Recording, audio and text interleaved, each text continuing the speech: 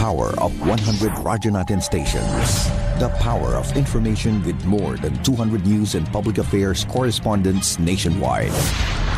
The power of radio is within reach. Manila Broadcasting Company's Radyo Natin Network. Serving the Philippines. This is MBC Media Group's Radyo Natin Nationwide, a member of the KBP. Radyo Natin Nationwide.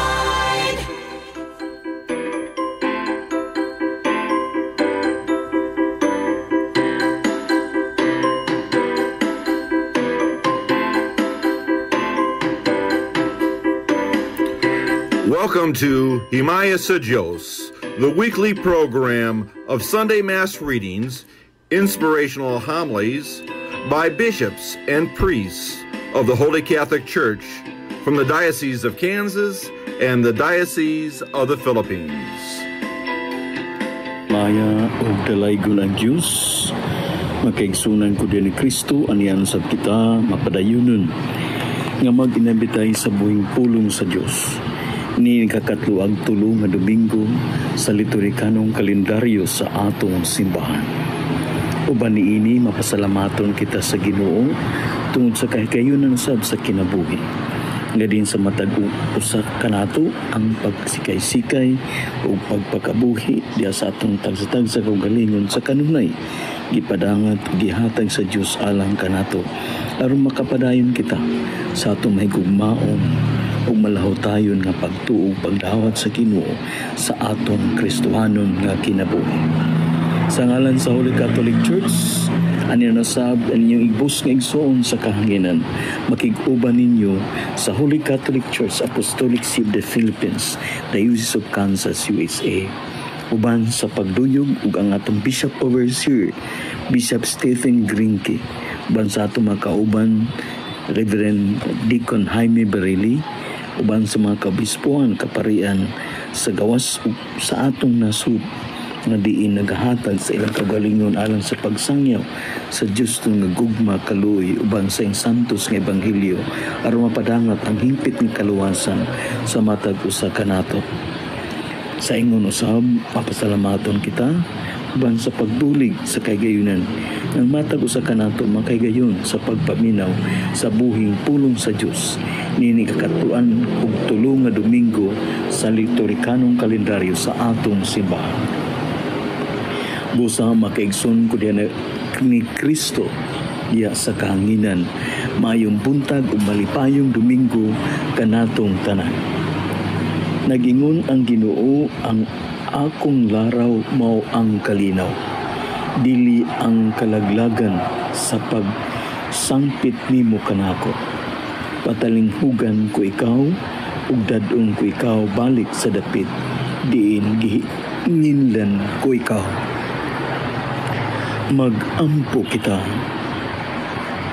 o Amahan sa tanang kaayo, himua nga magmakanunayon kami sa pag-alagad kanimo. Sanglit ang pag-alagad kanimo, mauman ang among walay kinutubang kalipay. Kini among gipangayo, pinagi sa among Ginoong Jesucristo imong anak, nga buhi ug hari uban kanimo ug sa Espiritu Santo, Dios nga usa hangtod sa kahangturan. Atong paminawon karon ang mga buhing pulong sa Dios ug mga basahon sulod ni ining Domingo, ang ikakatloan ug tulo nga Domingo sa liturhikanong kalendaryo sa atong simbahan. Kinotlo gikan sa basahon ni Propeta Daniel. Ang anghel nga nagsulog og lino niingon, unya ni adtong panahona mutungha simgil ang gamhanang prinsipe nga mauitig panalipod sa imong katawhan. Unya moabot ang usa ka panahon nga hilabihan kalisod na sukad masukad wala pagayud mahitabo. apan ang tanan sa imong katawhan kansang ngalan gilista sa basahon sa Dios maluwas gikan niini ug daghan sa mga nangamatay ug atuana sa lubnganan mabanhaw ngadto sa kinabuhing dayon ug ang uban ngadto sa kaulawon nga walay katapusan. Ang mga maalamon mosidla sama sa kahayag sa kalangitan ug kadtong makakabig ug daghan ngadto sa pagkamatarong mudan-ag hangtod sa hangtod sama sa mga bituon.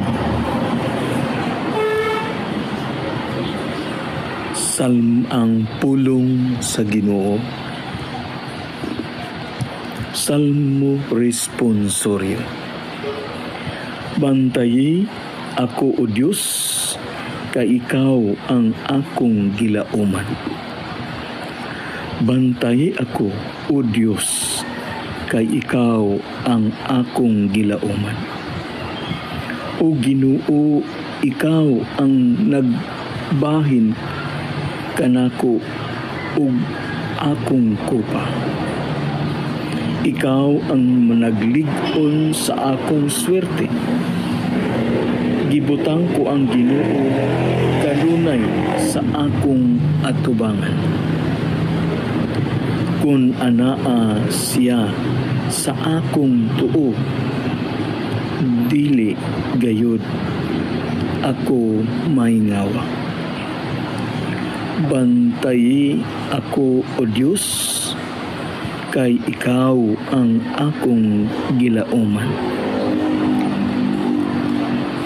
Busa nalipay ang akong kasing-kasing ug ang akong kalag nagmaya. Ang akong usab nga lawas buhi nga masaligon. Kay dili nimo pasagdan ako didto sa kahiladman. Nimo sugot ka ng imong alagad madunog. Bantayi ako o Diyos, kay ikaw ang akong gilauman. Tultulan mo ako sa agianan sa kinabuhi. Ang kabuhong sa kalipay uban kanimo. Apan ang mga kabulahanan diha sa imong tuo hangtod sa kahangturan. Ang bantayi ako o Diyos, kay ikaw ang akong gilauman. Ikaduhang pagbasa. Kinutlo gikan sa sulat ni San Pablo ngadto sa mga Hebreo.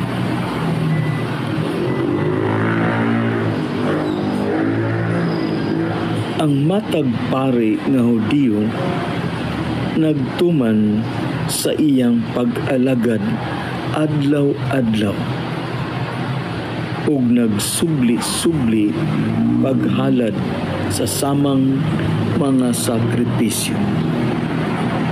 Apan kining mga sakripisyo dili gayud makawang o makawagtang sa mga sala.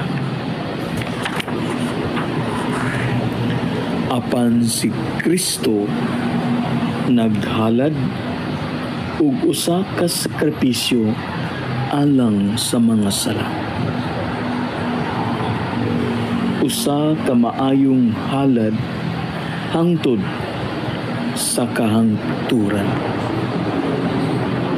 Ug unya milingkod siya sa tuo sa Dios.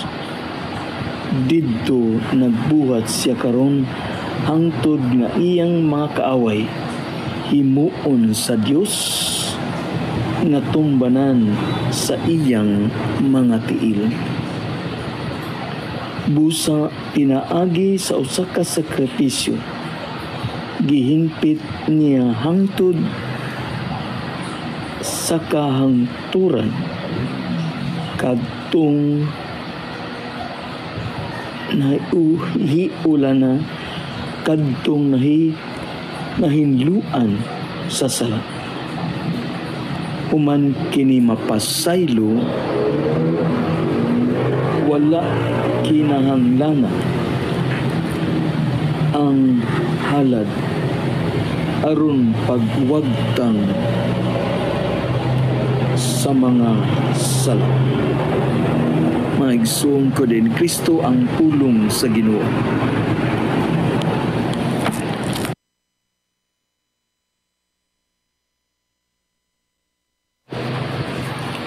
Ang Ginoo maanaa kaninyo. Ang santos nga ebanghelyo sumala ni San Marcos.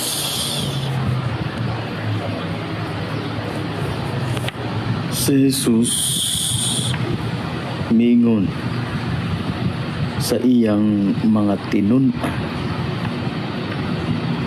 sa mga adlaw human sa panahon sa kasakitan,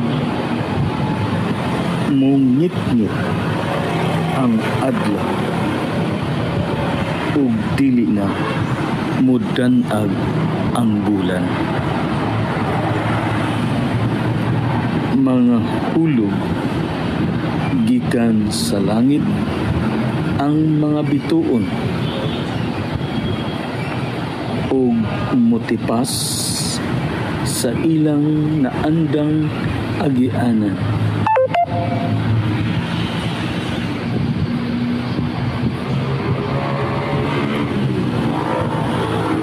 Ang mga planeta sa kawanangan unya diha sa mga panganod makita ang anak sa tao nga moabot nga may gahom og himaya og suguon niya ang iyang mga anghel aron og ngadto sa tanang suok sa kalibutan aron tigumon ang piniling katawhan sa Dios gikan sa tanang dapit. Kuhain ninyo og pagtulunan ang kahoyng igera. Inig panghumok na sa mga sanga niini ug mangudlot na kini inyong masayran nga duol na ang ting-init. Sa samang pagkaagi inig kakita ninyo nga kining mga butanga nagsugod sa paghitabo, masayran ninyo nga duol na gayud ang pagbalik sa anak sa tao. Timan ikini kining tanan mahitabo sa dili pa mga matay ang tanang tao na karon buhi pa. Ang langit ug ang yuta matapos, apan ang akong gisulti dili gayud mapakyas.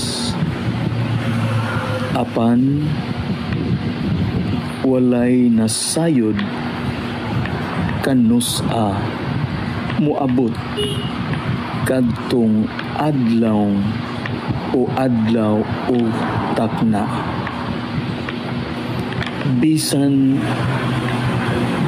ang mga anghel sa langit, bisan gani ang anak, ang amahan lamang maoy nasayon. Ang Ebanghelyo sa Ginoo. Mga igsuon ko diyan ni Kristo, atong nadungog ang saysay sa atong Ebanghelyo. Ug uban sa atong pagunaw-na ug pagpamalandong niini. Uban sa pagtidlom niini sa atong tagsa-tagsa kakinabuhi ug hunahuna nga diin magagiya ug magaabli sa atong pangunaw na pagbati ug galamhan nga makakat-on kita sa kaamgo ug kaamguhan aron atong mapuy-an ang hagit ug mensahe sa Ginoo sulod ning ikatluan ug tulo nga Domingo sa simbahan. Nga diin kini nga mga pulong magahatag kanato og dalan ngadto sa Dios o kaha ngadto sa atong isikataw. Una kung atong lantawon ang mga puntos na angay natong mahinuplugan diya sa atong pagpamalandong isip kabahin sa atong pag-inambitay sa buhing pulong sa Dios. Niining pamaagiha kita adunay kaamguhan nga din atong mapaambit sulod sa atong personal nga kinabuhi. Ug uban sa atong pagdawat niini aduna kitay kahigayunan nga ato kining mapaambit ug mabarugan diya sa atong katilingban ug sa simbahan base sa atong pagtuo ug pagkinabuhi diya sa Dios nun na kaayo ug katagon sa kaugalingon. Busa nining tanan adunay duha ka mga puntos nga atong lakbitan, atong pag-ambitan aron kita magiyahan sa yanong nga paagi. Kung atong lantawon sa ordinaryo nga pamaagi, ang atong Ebanghelyo nagpahinumdum kanato sa duha ka mga butang diya sa atong Kristohanon nga kinabuhi. Ang una, kadin ang atong pagdangop ug pag-ila sa gimbutan sa Dios nganhi kanato.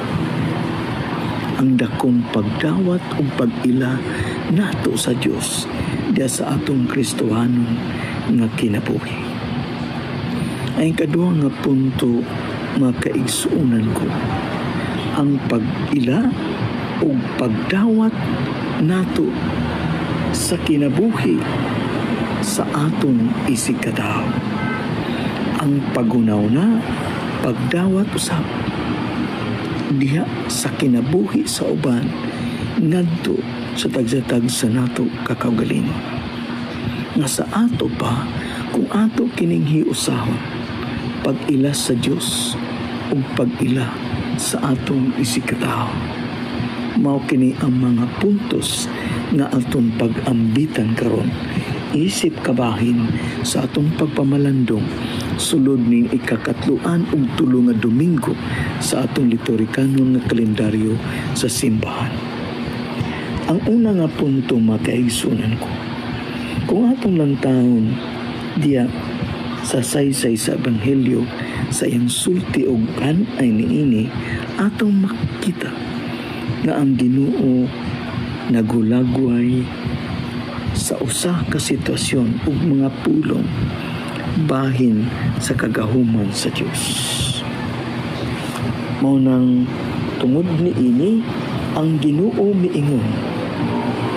Si Jesus miingon sa iyang mga tinun-an sa mga adlaw human sa panahon sa kasakitan, mungit-ngit ang adlaw ug dili na mudan-ag ang bulan. Mga hulog gikan sa langit ang mga bituon ug motipas sa ilang naandang agianan ang mga planeta sa kawanangan.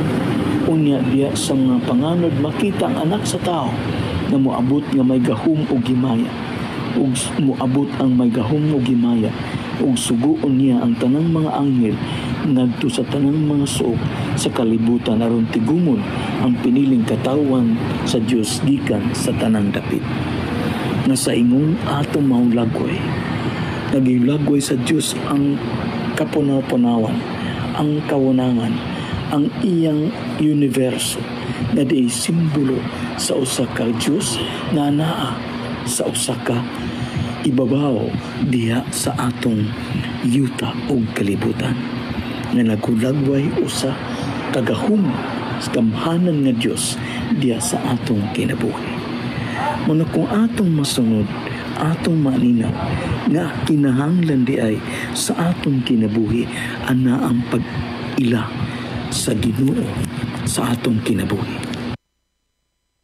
Kita nga din diha sa atong pag-ila atong masunod o masubay ang kimbutan sa Dios.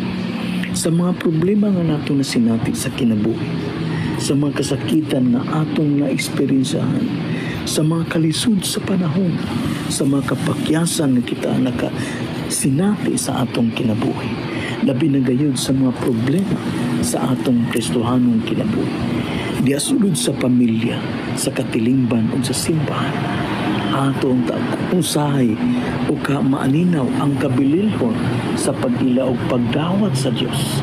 Kay nining tanan, siya lamang ang nakabalo tungod sa iyang kagahuman sa atong kaugalingon nga kinabuhi. Munang angay nato nga sumbanan sa atong pagpakabuhi, isip sumusunod sa Dios, nagkabalo kita muila o mudawat sa Dios, aron kita magmalipayon, magmabungahon sa atong Kristohanong nga kinabuhi. Duyog niini sa atong pag-ila o pagdawat kaniya. Mao nang ang atong kinabuhi kung anaa ang Ginoo atong gidawat o gila, sa ingon hasway ug maayo ang pagadangatan sa atong kinabuhi.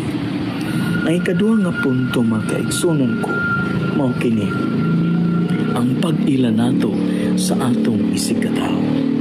Munang ingon kita, kuhain ninyo o pagtulunan ang kaahon igir.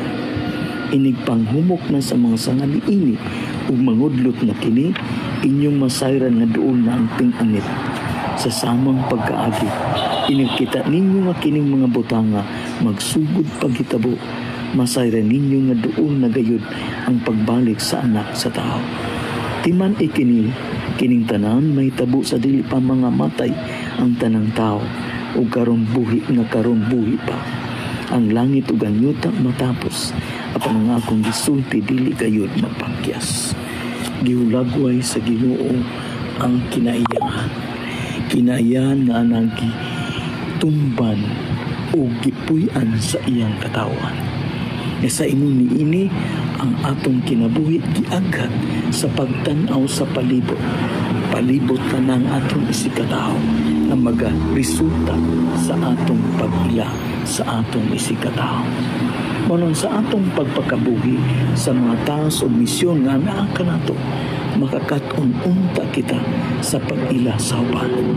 Kung kita makita sa uban, kung kabalo kita magsinati, makasabot sa ilang mga problema, sa ilang mga kasakit, sa ilang mga kagutul, kapakyasan o kalisod sa kinabuhi, ato kini nga mabati kanatong kay anaa ang pag-ila kanato diya sa atong kinabuhi, sa bili sa ilang kinabuhi, ngadto sa ato sab ng personal kinabuhi o pagpakabuhi. Busa mga kaigsunan ko, kita unta magpadayon sa pagpakabuhi uban sa pag-ila sa Dios o pag-ila sa atong isikataw. Napupos na ang mga panahon na diin gitaganan ning atong pagnambitay. Busa mapasalamaton kita sa usag-usa sa panahon nga gigahin kanato aron maginambitay kita sa pulong sa Dios diya sa atong mga pagpamalandong. Ug tungod ni ini atong mapagpasalamat sa usag-usa sa diin ang matag usa kanato ng kagayon sa pagpaminaw ng atong programa sa kanginan. Daghan kaayong salamat. Ug sa ingon sabi nga atong sikat nga estasyon sa radyo nga naghatag sa kinabuhi ning atong tulmanon matag Domingo ang himaya sa Dios, ang 103.9 FM Naval Radyo Natin. Daghan kaayong salamat uban sa management ug mga puwersa niini nga naglangkob nining maong sikat nga estasyon sa radyo. Sa ingon usab uban ni Bishop Stephen Grinke, Reverend Deacon Jaime Barile, sa ngalan sa Holy Catholic Church Apostolic See of the Philippines, Diocese of Kansas, USA, magkaigsunan ko din ni Kristo, daghan kaayong sala. Dalaygon o gimaya sa Diyos, uban sa Missionary Brothers o Perpetual Help. Dalaygon o gimaya sa Diyos, karon ug hangtod sa kahangturan, magampo kita. O Ginoo, ang Eucharistia nga among gisaulog aron paghandom sa among Ginoong Hesus, mutabang unta sa pagtubo sa among gugma kanimo. Kini among gipangayo pinaagi ni Kristo among Ginoo. Amen. Ug manalangin kaninyo ang Dios nga magahom sa tanan, ang Amahan, ang Anak, ug ang Espiritu Santo. Amen.